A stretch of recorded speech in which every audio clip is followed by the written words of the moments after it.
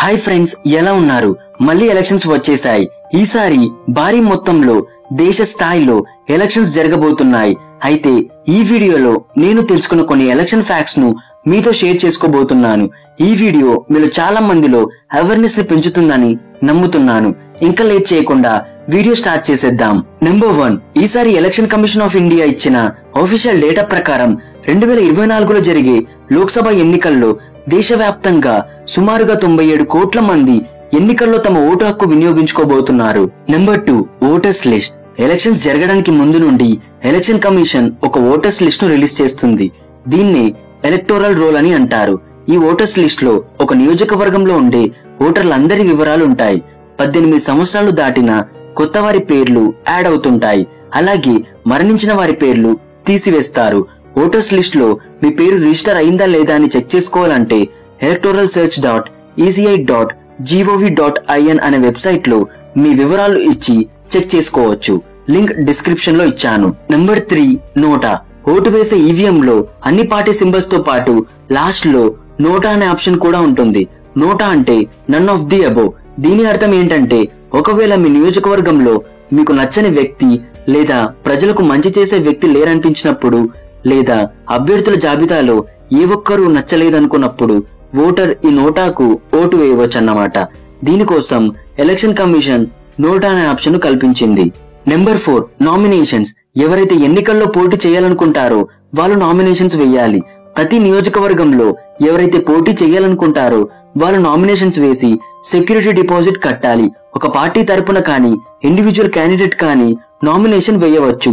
ఈ నామినేషన్ తో పాటు క్యాండిడేట్ అఫిడవిట్ ను కూడా సబ్మిట్ చేయాలి. ఈ అఫిడవిట్ లో వాళ్ళకున్న ఆస్తులు, అప్పులు, ఆదాయం, ఎడ్యుకేషన్, క్రిమినల్ కేసెస్ ఇలా అన్ని కూడా ప్రజలకు తెలిసేలా పబ్లిక్ డొమైన్ లో ఉంచుతారు. ఈ వివరాలన్నీ మీరు కూడా చెక్ చేసుకోవచ్చు. దీనివల్ల ఓటర్స్ కి తాము ఎంచుకోబోయే వాళ్ళ గురించి పూర్తిగా తెలుసుకొని సరైన నిర్ణయం తీసుకోగలుగుతారు. మీరు కూడా మీ ప్రాంతంలో ఉన్న అభ్యర్థుల వివరాలు తెలుసుకోవాలంటే affidavit.eci.gov.in అనే వెబ్సైట్ లో తెలుసుకోవచ్చు. దీనికి సంబంధించిన లింక్ క్రింద డిస్క్రిప్షన్ లో ఇచ్చాను. ఓ లుక్ వేసేయండి. Number 5, election code. ఎలక్షన్స్ న్యాయబద్ధంగా జరగడానికి పొలిటికల్ పార్టీస్ ను క్యాండిడేట్ ను రెగ్యులేట్ చేయడానికి ఎలక్షన్ కమిషన్ కొన్ని రూల్స్ ను పెట్టింది. ఈ రూల్స్ ని మోడ్ ఆఫ్ కండక్ట్ అని అంటారు. Election commission election date announce చేసిన రోజు నుంచి పోలింగ్ రిజల్ట్స్ వచ్చి ఎలక్షన్ ప్రాసెస్ కంప్లీట్ అయ్యే వరకు దేశమంతటా ఈ కోడ్ అమల్లో ఉంటుంది. ఈ ఎలక్షన్ కోడ్ అమల్లోకి వచ్చిన తర్వాత పొలిటికల్ పార్టీస్ కానీ ఇండివిజువల్స్ కానీ పోటీ చేసే క్యాండిడేట్స్ కానీ ఖచ్చితంగా ఈ గైడ్ లైన్స్ లేదా రూల్స్ ను ఫాలో అవ్వాల్సిందే. ఆ రూల్స్ ఏంటంటే పోటీ చేసే అభ్యర్థులు ఓటర్స్ కు డబ్బులు కానీ మద్యం కానీ ఉచితంగా వస్తువులు కానీ పంచకూడదు. ప్రచారాల కోసం దేవాలయాలను, మసీదులను, చర్చిలను వేదికగా వాడకూడదు. మతాల మధ్య, కులాల మధ్య గొడవలు పెట్టే విధంగా స్పీచ్లు ఇవ్వకూడదు. ఓటింగ్ కు 48 గంటల ముందు నుండి ఎలాంటి ప్రచారం చేయకూడదు. ఫేక్ న్యూస్ ప్రచారం చేయడం కానీ ఓటర్స్ ను బెదిరించడం లాంటివి చేయకూడదు. అపోనెంట్ పర్సనల్ లైఫ్ గురించి మాట్లాడకూడదు. కేవలం వాళ్ళ పనుల్లోని లోపాలు, గత కాలంలో వాళ్ళు చేపట్టిన ప్రోగ్రామ్స్, వాళ్ళ పాలనలోని వైఫల్యాల గురించి మాత్రమే మాట్లాడాలి. వీటితో పాటు ఇంకా చాలా రూల్స్ ఉన్నాయి. వాటి కోసం డిస్క్రిప్షన్ లో లింక్ ఇచ్చాను. క్లిక్ చేసి చదువుకోండి. అధికారంలో ఉండే పార్టీస్ కూడా కొన్ని రూల్స్ ను పాటించడం తప్పనిసరి. అవేంటంటే రూలింగ్ లో ఉండే పార్టీలు తమ ప్రచారానికి గవర్నమెంట్ వెహికల్స్ కానీ గవర్నమెంట్ మిషన్స్ కానీ వాడకూడదు. అలాగే ప్రభుత్వ ఖర్చుతో ప్రకటనలు ఇవ్వకూడదు. ఎలక్షన్ కోడ్ రిలీజ్ అయ్యాక రూలింగ్ పార్టీ ఎలాంటి కొత్త పథకాలను, ప్రాజెక్టులను ప్రకటించకూడదు. ఈ విధంగా ఎలక్షన్ లో పోటీ చేసే అభ్యర్థులు ఈ రూల్స్ పాటించేలా ఎలక్షన్ కమిషన్ చూసుకుంటుంది. ఒకవేళ ఎవరైనా రూల్స్ ను అతిక్రమిస్తే ఈసీ ఆ అభ్యర్థికి షోకాస్ నోటీస్ ఇవ్వడం కానీ, వార్నింగ్, ఫైన్, క్యాంపెయిన్ ఆపేయడం లాంటివి చేస్తుంది. పార్టీ అభ్యర్థులు ఒకవేళ ఈ ఎలక్షన్ కోడ్ లో ఉన్న రూల్స్ ను అతిక్రమిస్తే ఓటర్స్ గా మనం కూడా ఎలక్షన్ కమిషన్ కు సివిజిల్ యాప్ ద్వారా ఫిర్యాదు చేయవచ్చు. ఎలాగంటే రూల్స్ ను ఉల్లంఘిస్తున్న సమయంలో అభ్యర్థుని ఫోటో కానీ వీడియో కానీ తీసి దీంట్లో అప్లోడ్ చేయవచ్చు. అయితే ఎవరు కంప్లైంట్ చేశారనేది గుప్తంగా ఉంచబడుతుంది. ఎవరు కంప్లైంట్ చేశారనేది ఎవరికీ తెలియదు. ఎలక్షన్ కోడ్ అమల్లో ఉన్నప్పుడు ఎవరైనా 50,000 కన్నా ఎక్కువ అమౌంట్ ను క్యాష్ రూపంలో కానీ లేదా 10,000 రూపాయల విలువైన కొత్త వస్తువులతో వ్యాలిడ్ డాక్యుమెంట్స్ లేకుండా ప్రయాణించి పోలీసులకు దొరికిపోతే పోలీసులకు ఆ అమౌంట్ ను కానీ వస్తువును కానీ సీజ్ చేసే అధికారం ఉంది. సరైన డాక్యుమెంట్స్ చూపిస్తే వదిలేస్తారు. Number 6 indelible ink. మనం ఓటు వేయడానికి లోపలికి వెళ్లిన తర్వాత అక్కడున్న ఆఫీసర్ మన పేరు ఓటర్ లిస్ట్ లో ఉందో లేదో చెక్ చేసిన తర్వాత మన వేలి మీద ఒక ఇంక్ ను పూస్తారు. దీన్నే ఇండెలిబుల్ ఇంక్ అని అంటారు. ఇది అంత ఈజీగా పోదు. ఒక వ్యక్తి బాడీ టెంపరేచర్ లేదా చేసే పనులను బట్టి ఆ ఇంక్ మన వేలి మీద సుమారు 2 రోజుల నుండి నెల రోజుల వరకు ఉంటుంది. దీనివల్ల ఓటు వేసిన వ్యక్తి మళ్లీ రెండోసారి ఓటు వేయడానికి వీలు కాదు. 1962 నుండి మన దేశంలో మైసూర్ పెయింట్స్ అండ్ వార్నిషెస్ అనే ఒకే ఒక కంపెనీ ఈ ఇంక్ ను తయారు చేస్తుంది.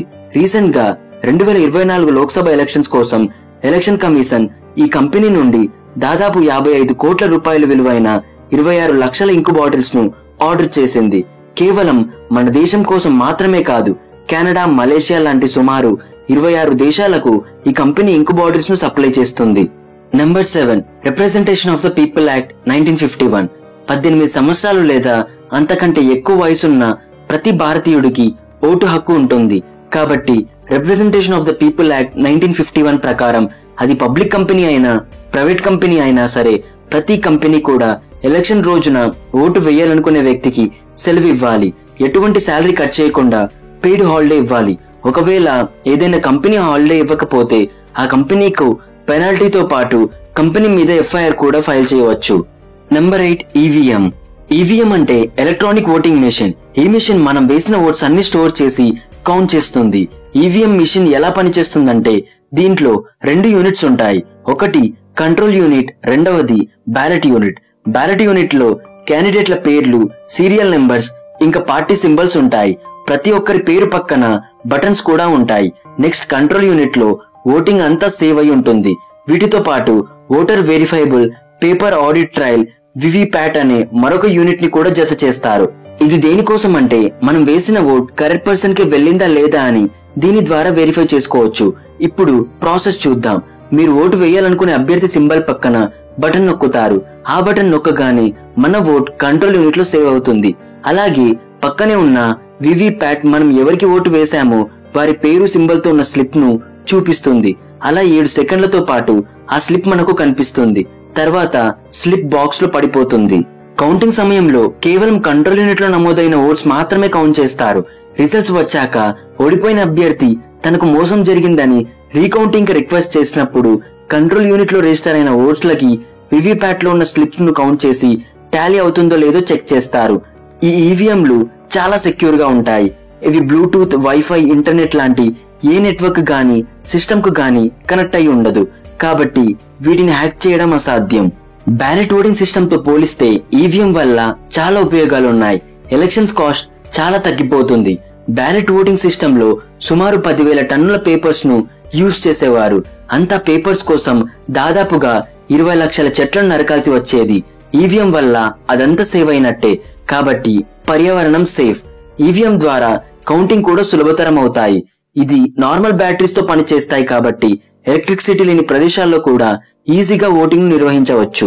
ఈవీఎంలు యూజ్ చేయడం ద్వారా ఫేక్ ఓటింగ్, రిగ్గింగ్ చాలా తగ్గిపోయింది. బ్యాలెట్ ఓటింగ్ ఉన్నప్పుడు కొన్ని లోకల్ గ్యాంగ్స్ బూత్ లోకి వచ్చి ఇష్టం వచ్చినట్టు ఓట్స్ వేసేవారు. కానీ ఈవీఎం లో అలా కుదరదు. ఎందుకంటే ఈవీఎం లో 1 నిమిషానికి కేవలం 5 ఓట్లను మాత్రమే వేయగలం. దీనివల్ల ఎక్కువ ఓట్స్ వేయడానికి టైం పడుతుంది. ఆలోపు సెక్యూరిటీ వాళ్ళు దీనిని ఆపవచ్చు. అలాగే ఈవీఎం లో క్లోజ్ అనే బటన్ ఉంటుంది. దాన్ని నొక్కిన తర్వాత ఓట్స్ ను యాక్సెప్ట్ చేయదు. కానీ అప్పటి వరకు వేసిన ఓట్స్ సేవ్ అయి ఉంటాయి. సడన్ గా ఏదైనా ప్రాబ్లం వచ్చి ఈవీఎం మిషన్ పనిచేయకపోయినా అప్పటి వరకు వేసిన ఓట్స్ సేవ్ అయి ఉంటాయి. ఇంత మంచిగా పనిచేసే ఈ ఈవీఎం మిషన్లను మన దేశంలోని భారత్ ఎలక్ట్రానిక్స్, ఈసీఎల్ లాంటి బెస్ట్ ఇంజనీరింగ్ కంపెనీస్ ఈ ఈవీఎం మిషన్లను డెవలప్ చేశాయి. వీటి పనితీరు నచ్చి చాలా దేశాలు మన దేశం నుంచి ఇంపోర్ట్ చేసుకుంటున్నాయి. దేశం మొత్తం మీద ప్రతి ఒక్కరికి 2 కిలోమీటర్ల రేడియస్ లో ఒక పోలింగ్ బూత్ ఉంటుంది. మరి ఇలా దేశం నలుమూలల్లో పోలింగ్ బూత్లను ఏర్పాటు చేయాలంటే ఎంత మ్యాన్ పవర్, ఎంత ఖర్చు అవసరం ఉంటుంది. అందుకే ఎలక్షన్స్ కి 1 సంవత్సరం ముందు నుంచే ఈ పనులన్నీ మొదలు పెడతారు. ఎలక్షన్ సక్రమంగా జరగడానికి సుమారుగా 10,50,000 పోలింగ్ బూతులు, 1,10,00,000 మంది ఎలక్షన్ ఆఫీసర్స్, సెక్యూరిటీ స్టాఫ్, 50 లక్షల ఈవీఎంలు, సుమారుగా 4 లక్షల వాహనాలు అవసరమవుతాయి. అడవులు, కొండలు, ద్వీపాలు, మంచు పర్వతాలు ఎక్కడున్నా సరే ఎలక్షన్ ఆఫీసర్స్ అక్కడికి వెళ్లి ఈ ఈవీఎంలు ఏర్పాటు చేస్తారు. 2019 ఎలక్షన్స్ లో గుజరాత్ లో ఉండే గిర్ ఫారెస్ట్ లో 70 కిలోమీటర్ లోపల ఒక పోలింగ్ బూత్ ను ఏర్పాటు చేశారు. అది కూడా కేవలం ఒక వ్యక్తి కోసం. ఓటు అనేది ప్రతి భారతీయుడి హక్కు. అందుకే ఎలక్షన్ కమిషన్ కూడా అంత సీరియస్ గా తీసుకొని ఇంత కష్టపడి ప్రతి ఒక్కరికి ఓటు వేసే సదుపాయం కల్పిస్తుంటే మనలో కొంతమంది మాత్రం ఆ రోజు పెయిడ్ హాలిడే ఉన్నా సరే ఓటు వేయకుండా ఇంట్లో కూర్చుంటున్నారు. గ్రామీణ ప్రాంతాల్లోని ప్రజలు ఏ రోజుకా రోజు దినవారీ కూలీలు ఆపుకొని మరీ ఓటు వేయడానికి వస్తున్నారు. కానీ ఎంతో మంది చదువుకునే వాళ్ళు ఉన్న సిటీలో మాత్రం ఆ రోజు పెయిడ్లీ ఉన్నా కూడా ఓటు వేయకుండా ఇంట్లో కూర్చొని ఎంజాయ్ చేస్తున్నారు. ఇది చాలా బాధాకరం. ఇదండి ఇవాల్టి వీడియో. మీరందరూ ఓటు వేస్తారని ఆశిస్తూ ఈ వీడియో ఇక్కడితో ముగిస్తున్నా. ఇలాంటి మరిన్ని టాపిక్స్ కోసం ఛానల్ ను సబ్స్క్రైబ్ చేయండి. సబ్స్క్రైబ్ చేయగానే పక్కనే ఒక బెల్ ఐకాన్ వస్తుంది, దాన్ని క్లిక్ చేయండి. Thank you.